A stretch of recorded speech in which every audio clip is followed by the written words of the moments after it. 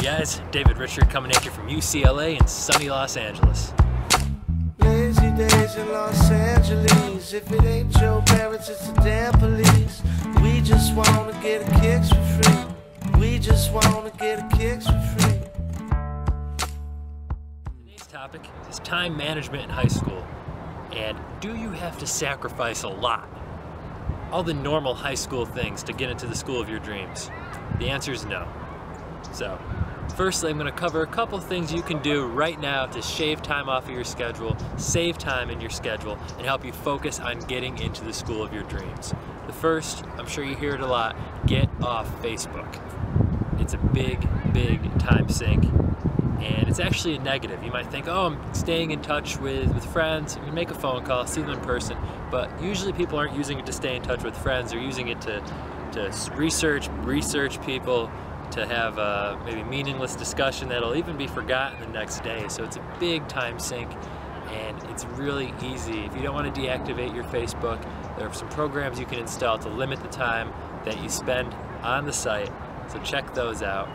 But in short, you really just need to make the decision, I'm going to stop using Facebook or severely limit my time. So that's one suggestion. Second suggestion, to easily save time in your day, stop streaming TV, stop watching shows, maybe have a couple you watch, have those be your reward for doing what you need to do in school, to preparing for the SAT, for writing your essays, but you don't need to watch every TV show. No one will fault you. Figure out other things to maybe talk to people about other than just recounting the plot of last night's show. You'll make better friends. But before I go off on one of my rants, I just want to say, in summary, no Facebook, no TV shows, and you're right there saving maybe an hour, 2 hours, 3 hours, if you're really addicted, 5 hours out of every day that you can use to prepare for college and the college admissions process. So with that in mind, what if you're already pretty much off TV, you're not on Facebook? Well, I'm sure you can save a little time. And maybe if it's only half an hour, it's going to add up. There's a Japanese thing in business, it's called Kaizen Improvement. It's a little improvement every day. And even if you're saving half an hour every day, it all adds up. So if you think about just compounding 1% on 1% on 1% every single day, you're multiples ahead of where you would have been in the course of a couple months, in the course of a year. So little improvements every day, that's what we're going for. So say instead of watching a TV show before you go to bed, which actually makes it a lot more difficult for you to go to bed, read a book. For half an hour, read a book, read some fiction. Your mind will be transported elsewhere and you'll stop thinking about all the stuff you have going on, because I know you're busy. So reading a book will not only help get your mind off of everything, a lot more than a TV show would. So read a book, have it on your nightstand, read a book before you go to sleep, and you'll fall asleep easier. And as I said in previous posts, reading in and of itself, even during the day, which you should be doing, helps you with your SAT, helps you write better essays, helps you in your critical reading section specifically, and helps you do well in your courses in school. So there's really no downside to just reading for half an hour before you go to bed. You know I love F. Scott Fitzgerald, so check him out for sure. So time management is a huge thing in high school. I definitely agree. And you might feel that in order to get into the top school, to be the top of your class in your high school class, you have to sacrifice maybe more traditional things that encapsulate the high school experience.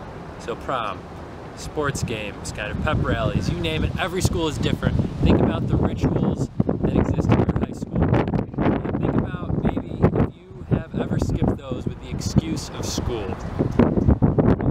I would say you don't need to go to absolutely everything, but you know what your big rituals are, and if you're avoiding those for some reason, maybe some fear of social anxiety, this is a little bit of a tough subject. I've been there too. It's really easy to push all your efforts into the future, and if you're in high school, the future is college admissions, and you might really miss out on a lot of things because you're not handling the underlying problem.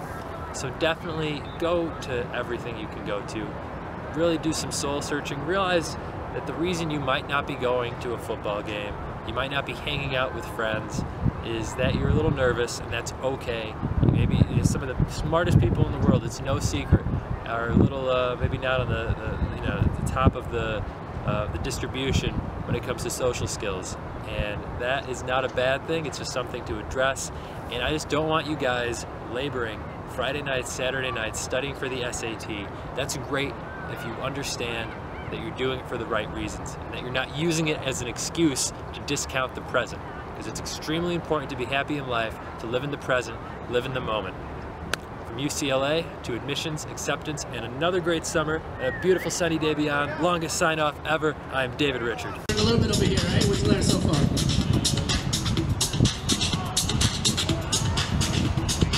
Boom, absolutely. Get yourself a free trial for 30 days. Give it a test run.